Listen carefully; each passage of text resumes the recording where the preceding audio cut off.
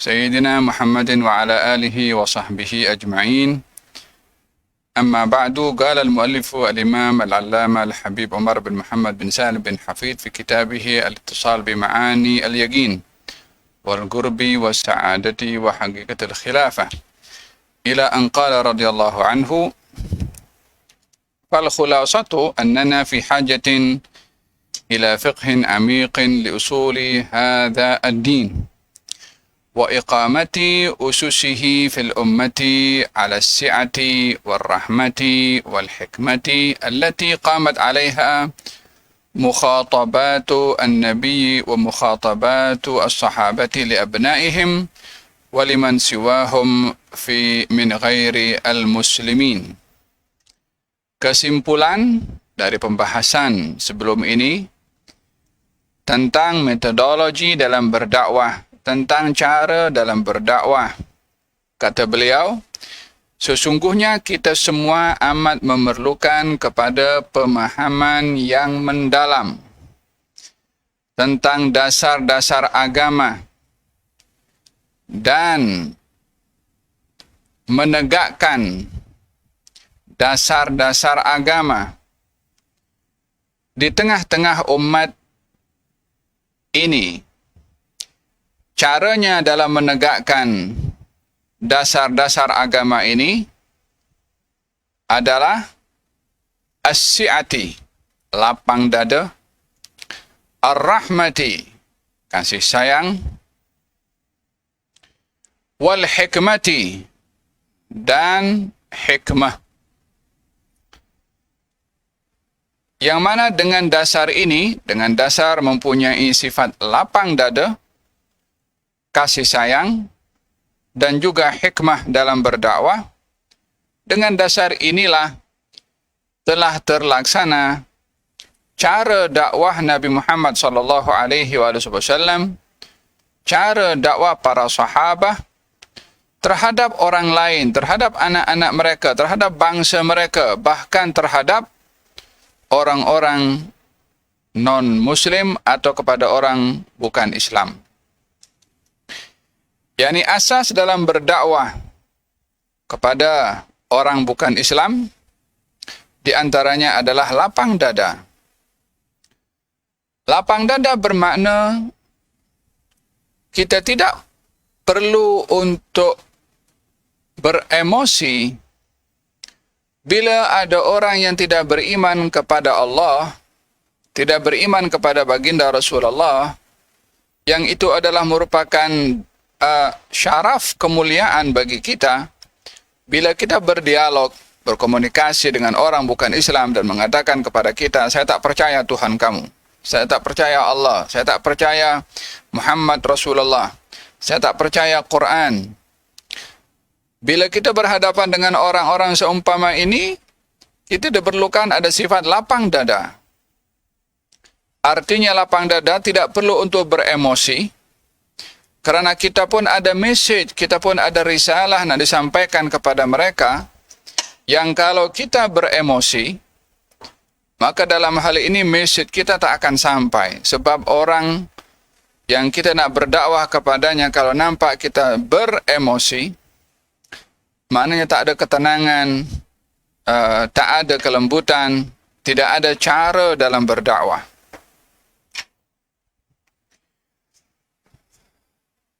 Pernah dalam satu peristiwa di zaman baginda Rasulullah SAW, seorang bernama Zaid ibn Sa'nah datang kepada baginda Rasulullah dan menuntut hutang. Zaid ibn Sa'nah ini seorang Yahudi, menuntut hutang kepada baginda Rasulullah. Maka Zaid ibn Sa'nah mengatakan kepada baginda Rasulullah, dia seorang Yahudi, tidak beriman. Katanya, kamu ini keturunan orang yang suka menunda kalau nak bayar hutang. Mengatakan kepada baginda Rasulullah.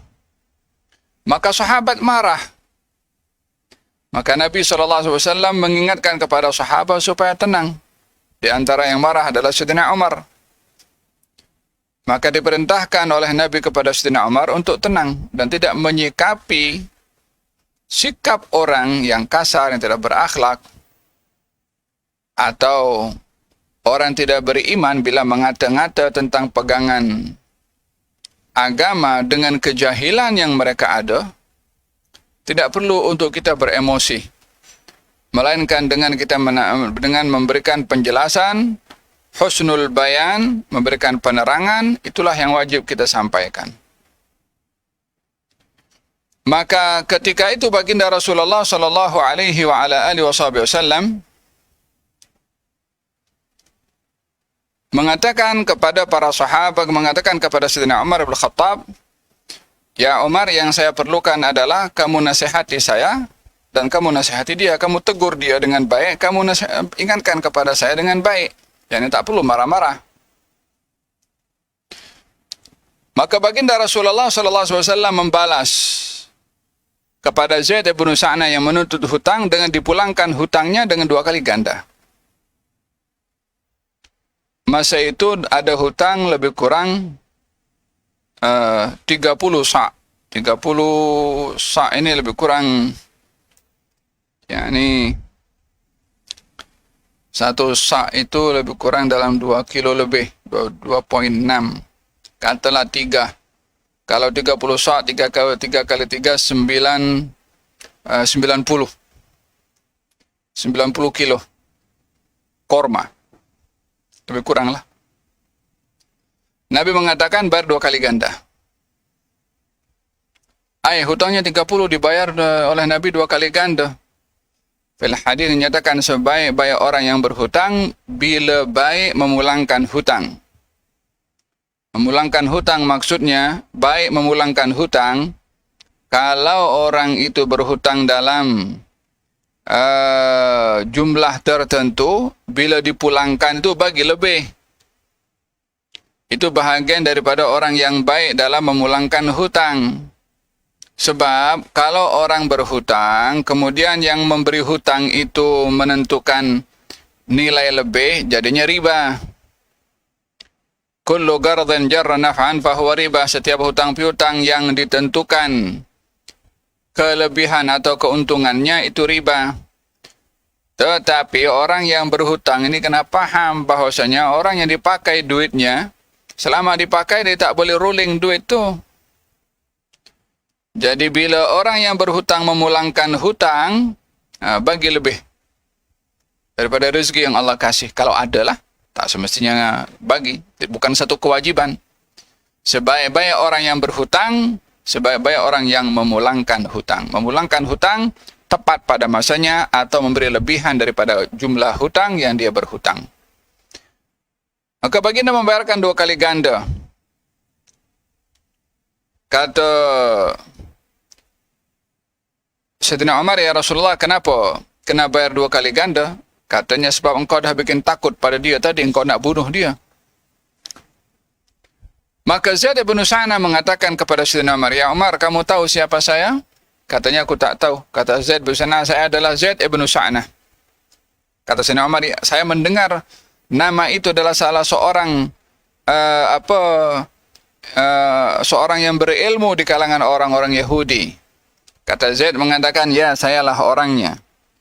Saya datang demikian kepada Muhammad dan mengatakan, yakni kata-kata yang mengundang marah, yaitu engkau ini keturunan Abdul Muttalib, selalu menunda-nunda bayar hutang." Mengatakan demikian kepada baginda Rasulullah. Tentunya hal ini akan membuat orang marah kalau dikatakan kepada seseorang dengan kata-kata seperti itu. Namun baginda tidak marah. Kata Zaid bin Sa'nah, "Saya dapati dalam kitab Taurat adanya seorang nabi yang menjadi penutup kepada para anbiya. Sifat-sifatnya banyak ada pada Muhammad. Kecuali satu yang saya ingin pastikan. Apakah itu?" Katanya, "An yasbiqa hilmuhu jahlahu." Sifat santunnya itu mendahului sifat jahilnya.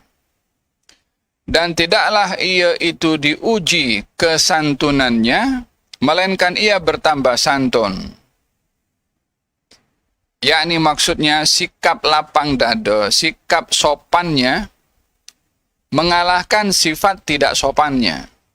Kadang-kadang orang kalau terpancing dengan emosi, dia emosi. Bila dia emosi, dia tergelincir, mungkin menengking, angkat suara. Dan sikap itu, menengking, angkat suara, sikap yang tidak sopan. Baginda Rasulullah sifatnya, sifat sopannya mendahului sifat tidak sopannya. Ya, ini lebih kuat sifat santunnya pada baginda Rasulullah sehingga tidak marah walaupun dibikin marah. Akhirnya Zaid ibn Sa'na memeluk Islam. Apa sebabnya? Disebabkan oleh kerana melihat lapang dada Rasulullah SAW ketika berhadapan dengan orang yang menguji kesabaran beliau. Dalam berdakwah ini, kita perlu lapang dada.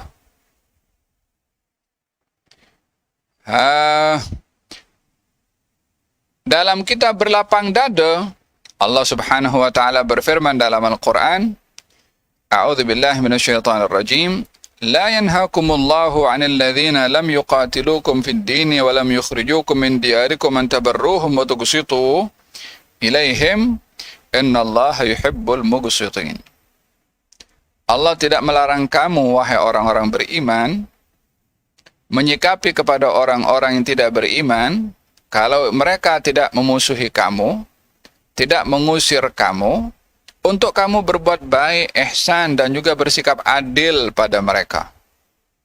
Sesungguhnya Allah suka kepada orang-orang yang berlaku adil.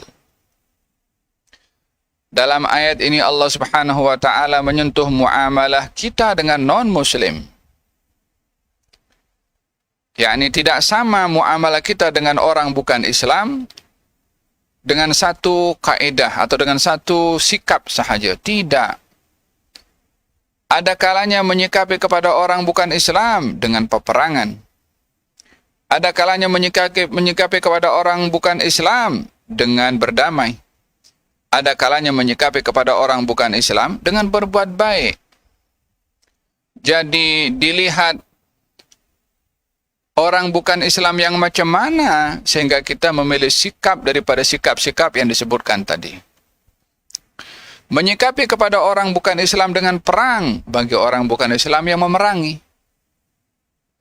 Menyikapi kepada orang bukan Islam dengan berdamai bila negara yang didiami oleh orang bukan Islam yang awalnya dalam peperangan ingin berdamai, maka kita berdamai. Fa in janahu lis-salmi, kalau mereka mengedepankan cadangan untuk berdamai, fajnah, balaslah dengan damai juga. Ini dasarnya menyikapi kepada orang bukan Islam, bukan bermusuh. Tidak. Lebih kepada ingin menyampaikan hidayah, lebih ingin berdamai, lebih ingin bertetangga. Menyikapi kepada orang bukan Islam, yang bukan musuh, yang bukan nak berdamai, tetapi dia hidup di tengah-tengah kita, di bawah pemerintahan yang sah. Maka bersikaplah baik kepada mereka, bersikaplah adil pada mereka, bersikaplah ihsan kepada mereka. Jadi menyikapi kepada orang bukan Islam bukan dengan satu sikap, dengan pelbagai sikap bergantung kepada kondisi dan keadaan. Faham tom? Sebelum ini saya ceritakan bagaimana baginda Rasulullah melayan kepada tetamu Kristen yang datang ke rumah Nabi yang bernama Adi bin Hatim, dilayan dengan baik. Nabi bertetangga dengan seorang Yahudi ketika sakit, diziarahi oleh Nabi.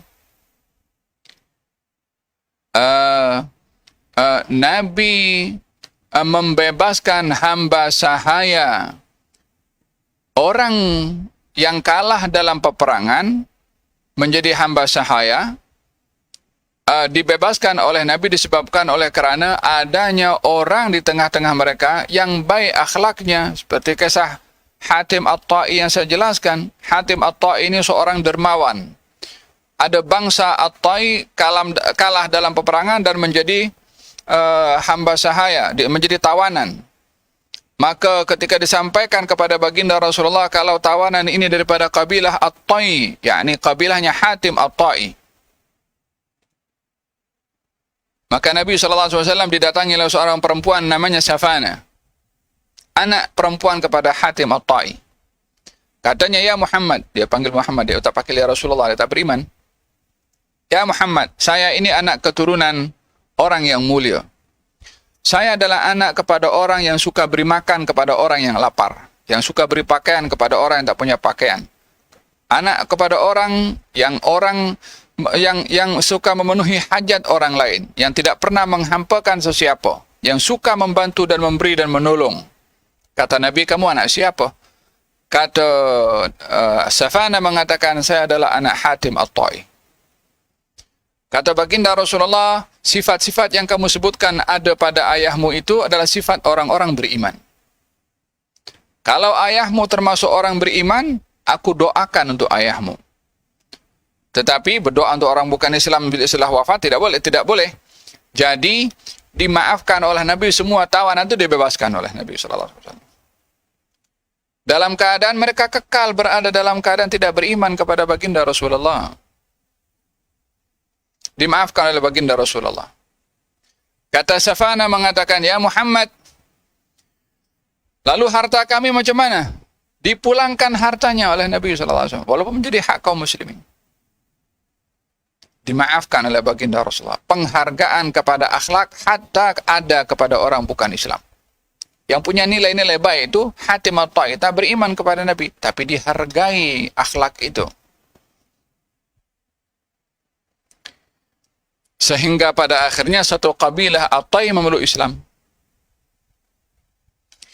Dalam Fathu Makkah ketika Nabi SAW menaklukkan kota Makkah, di situ ada ramai orang-orang musyrikin, tidak beriman kepada Nabi. Sabda Nabi kepada mereka orang-orang di Makkah ketika Fathu Makkah, idhabu fa antum tulaqa. Pergilah kamu, aku bebaskan, aku maafkan kamu semua.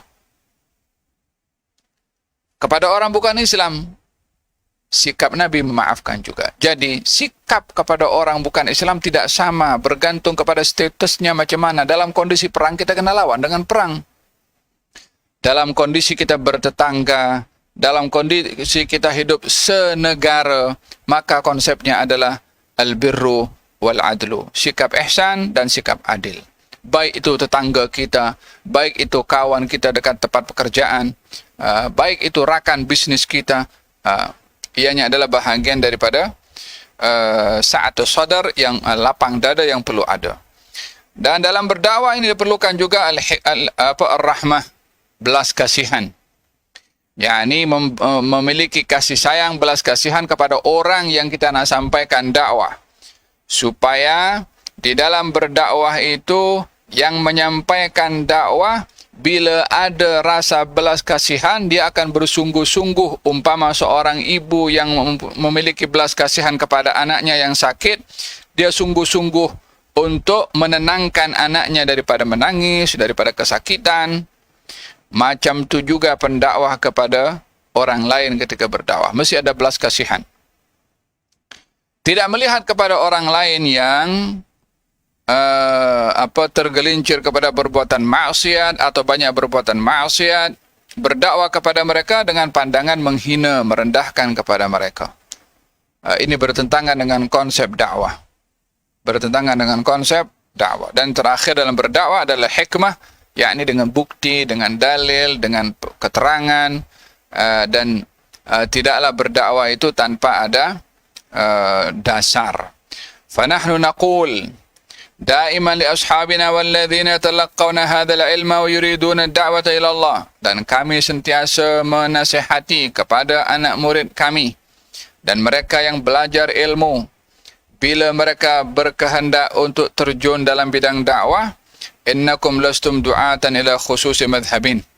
Saya nasihat kepada mereka bahwasanya kamu ini wahai pendakwah, bukanlah pendakwah mengajak orang pada madhab, wala ila khususi tariqatin, dan bukanlah kamu ini sebagai pendakwah untuk mengajak orang kepada tarekat kamu, wala ila ashkhasin muayyanin, dan bukan juga mengajak orang kepada golongan orang-orang tertentu saja, tak boleh dengan orang lain. Antum du'atun ilallahi wa rasulih. Kamu ini pendakwah mengajak orang pada Allah dan Rasulnya, bukan kepada kelompok, bukan pada madhab, bukan pada madrasah, bukan pada tarekat, bukan kepada grup. Mengajak orang kepada Allah Subhanahu wa taala. Ilal Islam nafsih, mengajak orang kepada Islam itu sendiri. Semua orang pun mengajak orang lain kepada Islam juga, ya. Coba tengok dalam hati kita. Bila kita berdakwah mengajak orang, orang lain pun berdakwah juga mengajak orang lain dalam dakwahnya. Kalau orang lain pendakwah sebelah sana tuh, muridnya lebih ramai. Kita punya majlis, yang datang sikit saja. Kita punya hati jealous tak dengan si fulan tuh?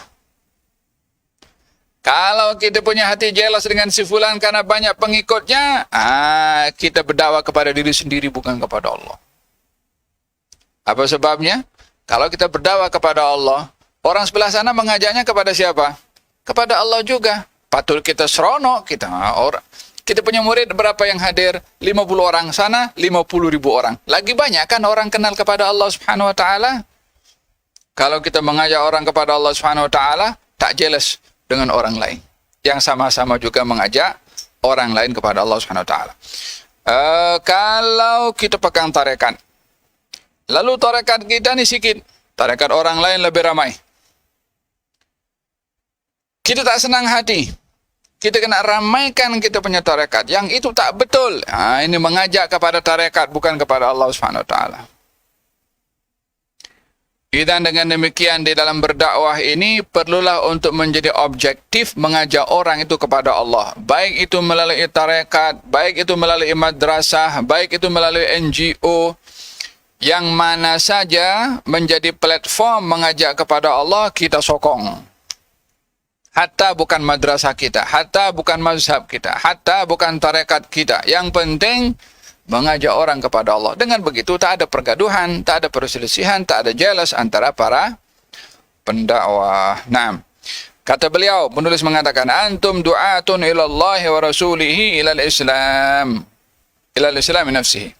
Fa innal usul al-'azimata allati taqumu 'alayha 'alaqatul insan bi rabbih ala dhaw'i ma bu'itha bihi an-nabiy sallallahu alaihi wasallam umurun yujma' 'alayha wala yashidunha illa al-qillah. Kalau kita telusuri agama yang dibawa oleh Rasulullah sallallahu alaihi wasallam, yang konten agama itu menjelaskan hubungan seseorang dengan Tuhannya, dan itu adalah misi utama risalah yang dibawa oleh Rasulullah, banyak hal-hal yang kita sepakat.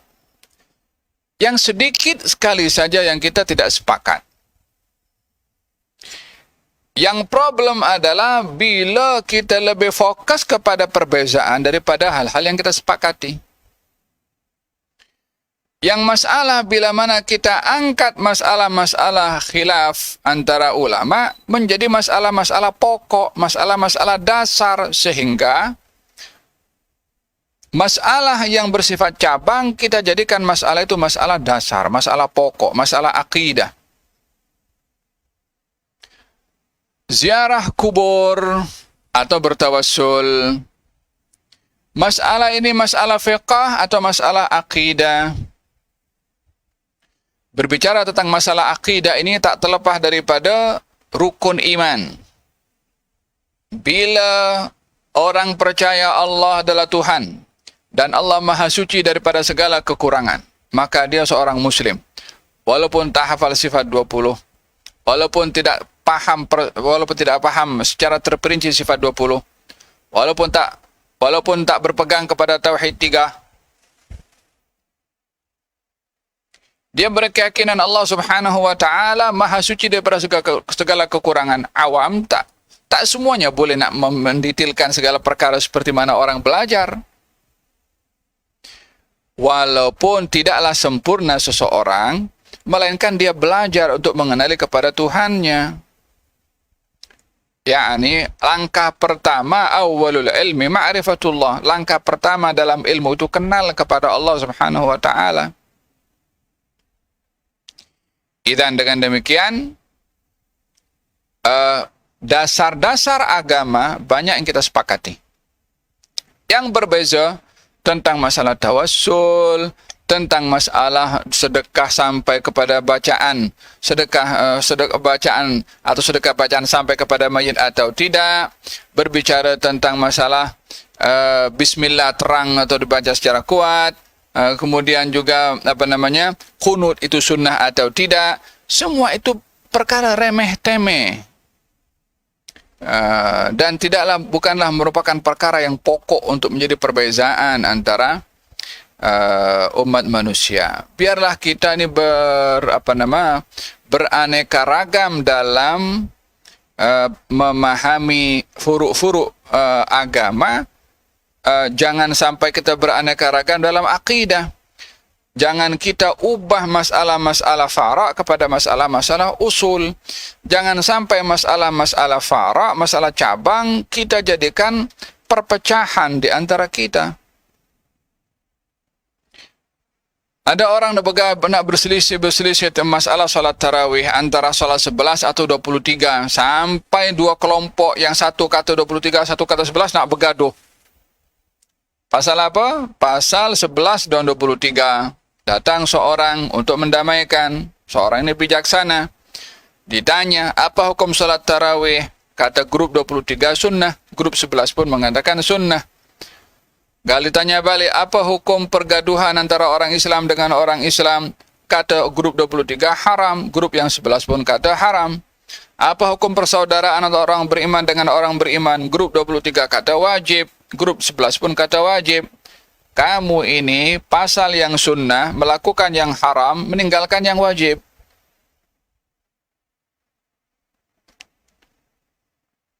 Dan kita perlu ada wawasan, perlu ada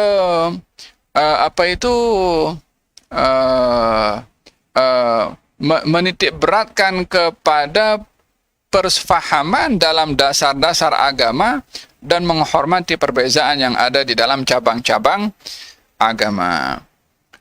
Fahimtum? Illa al-qilla min arbab at-ta'assub. Kecuali yang bikin pasal ini adalah orang-orang yang punya fanatik, buta, wa tashaddud, orang-orang yang ekstrim dalam pendapatnya, yang merasa betul sendiri. Walakin yajtami 'alaiha al-'ammatu min abna'i hadhihi al-millati wa hiya al-munasibatu aidan li khitab ghair muslimin biha wa da'watuhum ilaiha. Ini kesimpulan yang disampaikan oleh penulis. Lalu diakhiri oleh beliau dengan doa. Dan kita sampai kepada satu penghujung daripada kitab ini yang menjelaskan tentang bagaimana kita memahami perbezaan. Ya. Kita di zaman baginda Rasulullah SAW ada satu peristiwa namanya Hilful Fudul. Ya, Hilful Fudul. Hilful Fudul ini adalah gabungan daripada pembesar-pembesar Quraisy untuk menolong orang-orang yang ditindas. Sebabnya dahulu ada orang beli onta daripada seorang namun tak dibayar. Yang membeli adalah seorang besar daripada kalangan orang Makkah. Maka dikatakan ini yang menjual orang miskin, orang biasa. Tak ada kedudukan. Dia tak mungkin boleh tuntut aku orang besar. Maka ontanya dibeli tanpa dibayar. Orang ini berteriak sana, berteriak sini, ingin menuntut. Tak ada orang yang berani untuk menuntut daripada orang besar itu. Maka dibuatlah satu gabungan. Agensi, mungkin peguam kot, mungkin namanya Allah alam. Namanya Hilful Fudul. Tujuannya adalah untuk membela orang-orang yang susah. Hilful Fudul ini Nabi join di situ waktu itu. Masa itu Nabi belum lagi diangkat menjadi Nabi. Setelah Nabi diangkat menjadi Nabi, berada di Madinah, katanya Nabi mengatakan, dahulu saya pernah diajak join dalam Hilful Fudul. Yakni dahulu itu maksudnya sebelum diangkat menjadi Nabi. Kalau saya dijemput sekali lagi, saya akan join juga. Walaupun yang membuat itu orang bukan Islam, masa itu yang buat orang-orang musyrikin. Kalau saya dijemput sekali lagi, saya akan ikut. Untuk apa? Untuk membela orang yang susah, menuntut hak orang-orang yang susah. Jadi dalam hal ini ada beberapa kesepakatan hatta dengan orang bukan Islam pun juga pada hal-hal yang memberi manfaat kepada semua orang. Sehingga tiada siapa yang zalim kepada orang lain. Tak kira orang Islam atau orang bukan Islam. Ini sikap yang ada pada baginda Rasulullah SAW di dalam dakwahnya. Idzan bila ini kita ada ruang untuk saling membantu menegakkan keadilan dengan orang bukan Islam, sepatutnya lebih banyak peluang untuk kita bergandeng bahu dengan orang Islam. Kalau dengan orang Islam beda agama, beza akidah, beza segala-galanya, masih ada ruang. Apatah lagi dengan orang Islam. Apatah lagi kalau satu madhab. Apatah lagi satu akidah. Akidahnya Asy'ari Maturidi. Madhabnya Syafi'i. Pegaduhnya lebih daripada macam pegaduhan peperangan Persia dengan Rum. La haula wala quwwata illa billah. Lagi banyak ruang untuk kita bersama, bersatu, berbandingkan daripada bermusuh. Naam. Fahimtum walihada mengelakkan daripada apa yang menjadi tuntutan atau menjadi larangan dalam syariah untuk kita berselisih disebabkan oleh karena hal-hal yang remeh-temeh. Walihada baginda Rasulullah sallallahu alaihi wasallam bersabda dalam hadis Nabi Muhammad sallallahu alaihi wasallam, "Ma dhalla qaumun ba'da hudan illa utul jadal." Tiadalah seseorang itu sesat setelah mendapatkan hidayah melainkan orang yang suka berdebat. Ini dilarang untuk kita berdebat karena perdebatan itu perdebatan yang tidak mengundang faidah ya. Dia perdebatan ini ada perdebatan yang mahmud, terpuji, ada perdebatan yang tidak mahmud, yang tidak terpuji. Apakah perdebatan yang tidak terpuji? Bila yang berdebat tidak sekufuk. Apa tidak kufuk? Tidak pakar. Nak berdebat dalam akidah. Yang berdebat pakar dalam bidang chemical. Mana boleh nak berdebat? Tak tahu dasar istilah terminologi dalam akidah. Sama juga nak cakap pasal chemical. Orang yang pakar dalam ilmu akidah tak kena juga. Mesti serasi, mesti ada kafa'ah, mesti ada keahlian. Nak berdebat tentang hadis, biarlah orang itu mengetahui pakar dalam ilmu hadis. Bila lawannya tak pakar dalam ilmu hadis, buat apa? Tak berdebat. Macam orang pakar ilmu hadis, nak berdebat dengan pakar ilmu, ilmu manajemen. Contohnya. Mana boleh jumpa? Kalaupun berlaku perdebatan, akan tidak membawa faedah. Ada syarat di dalam perdebatan al-kafa'ah, yakni keupayaan. Dan yang kedua adalah syarat daripada perdebatan itu adalah al-bahthu anil haq, mencari kebenaran, bukan mencari kemenangan. Dan syarat daripada al-kafa'ah itu adalah al-ihtiram, hormat pendapat satu dengan yang lain, hatta berakhir dengan tiada kesepakatan. Karena hormat, orang berdebat masing-masing ada dalilnya, ada hujahnya. Ada dalam berdebat tidak menjatuhkan. Faham?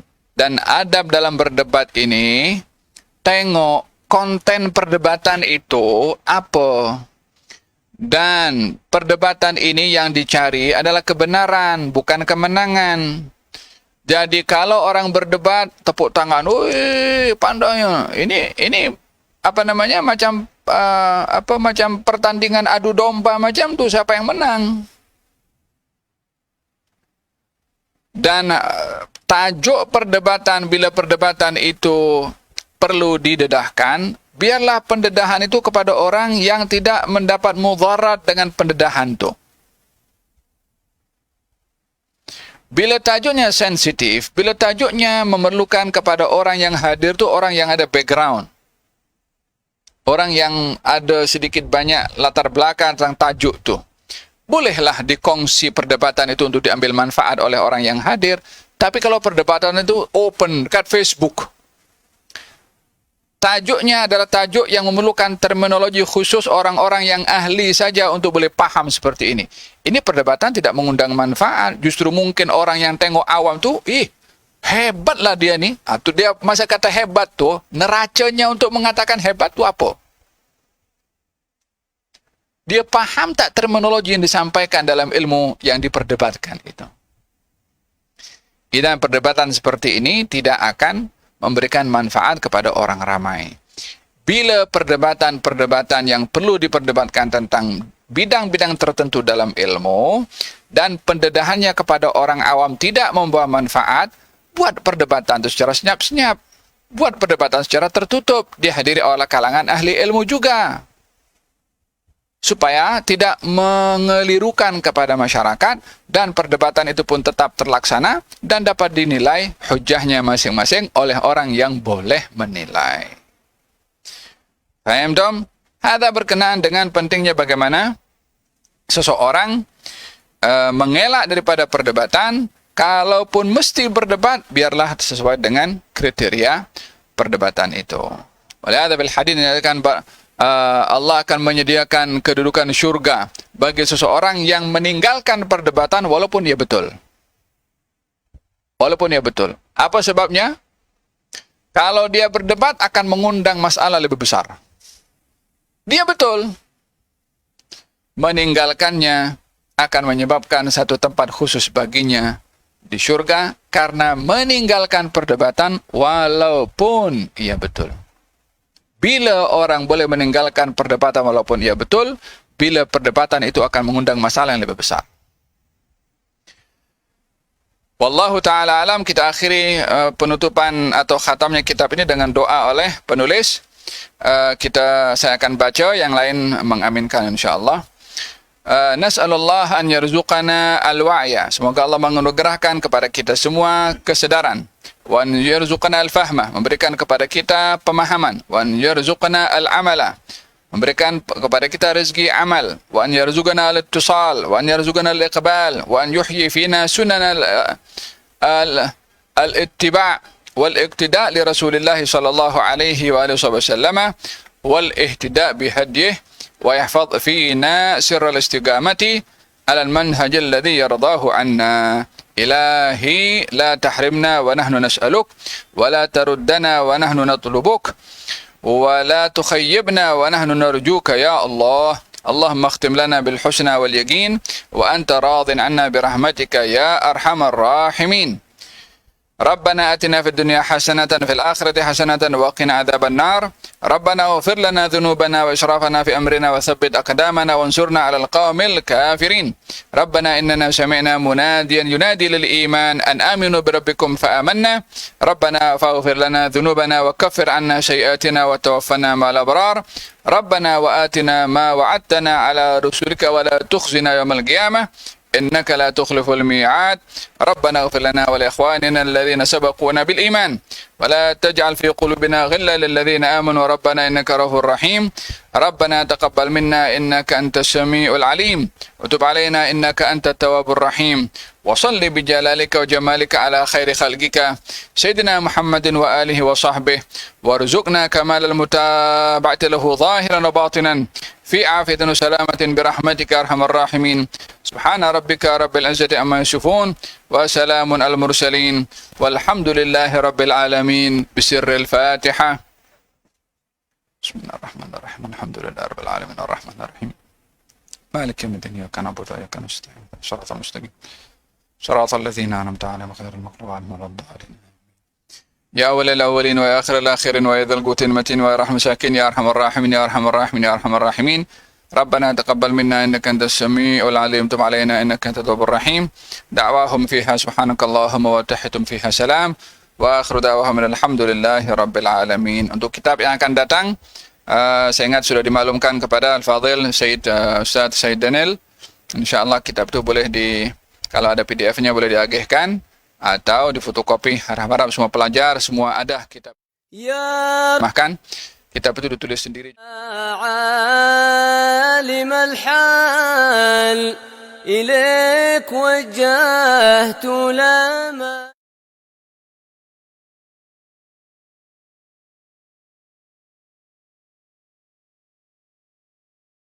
يا